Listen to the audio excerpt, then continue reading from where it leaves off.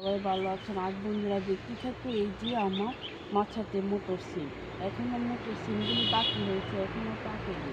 এই যে মোটর সিম, বন্ধুরা দেখতে থাকো, এই যে কি সুন্দরভাবে মোটর সিম ধরে আছে।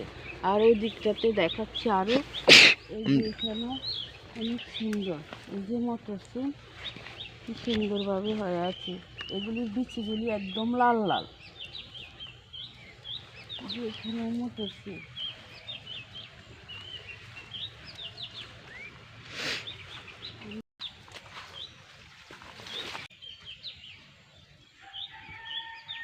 এই দিকটাতে অনেক সুন্দর। ওখানে কিছু মাটির নিচের আলু আছে, তাই আমি আলুগুলি নিচ্ছি।